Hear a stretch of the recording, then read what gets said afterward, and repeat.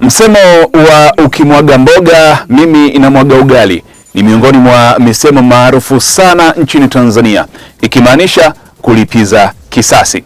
Lakini je, unaweza kusema kwamba Tanzania nayo imemwaga ugali mara baada ya nchi za Malawi na Afrika Kusini kumwaga mboga? Sikia hii.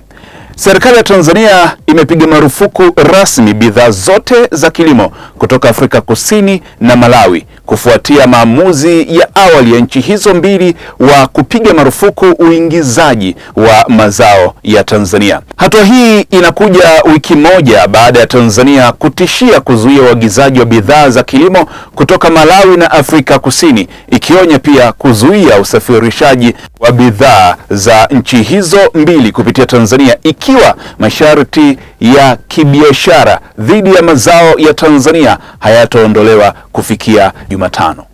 Licha ya kwamba tayari mazungumzo ya kidiplomasia kati ya Tanzania na Malawi yanaendelea, lakini tayari serikali ya Tanzania imechukua hatua.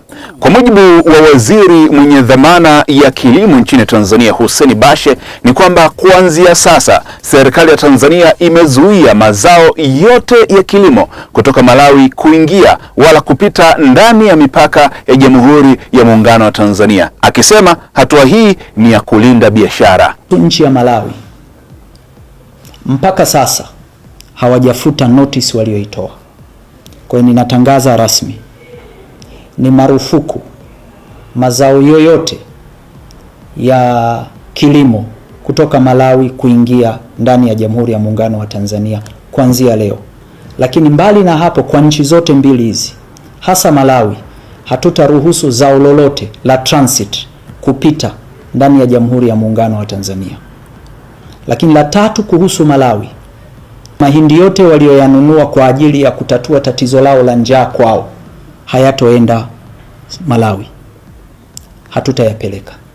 La tatu, tarehe 1 mwezi wa 5 walikuwa wanaanza kuchukua mbolea kwa ajili ya maandalizi ya msimu wao wa kilimo kutoka Tanzania. Hatutaruhusu mbolea yoyote kwenda Malawi. Nataka tu niseme, na hatua hii haihatarishi usalama wa nchi, haihatarishi food security. Hakuna Mtanzania atakufa kwa kukosa zabibu ya Afrika Kusini. Hakuna Mtanzania atakufa kwa kukosa apple ya Afrika Kusini. Kwa hiyo tunachukua hatua hii kuprotect our business. Hii ni biashara, lazima wote tuheshimiane. Na Malawi ni majirani na wanachama wa SADC, huku mataifa haya yakiwa yanafanya biashara kwa miaka mingi.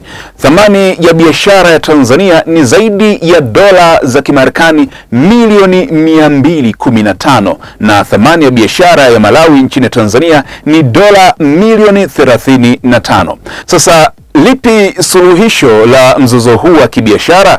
Tupe maoni yako. Mimi ni Esau Godwin. Endelea kutufuatilia kupitia kurasa zetu za mitandao ya kijamii Facebook, Instagram na X. Facebook ni Dream FM, Instagram na X ni Dream FM TZ, lakini pia kupitia akaunti yetu ya YouTube ya Dream Media TZ.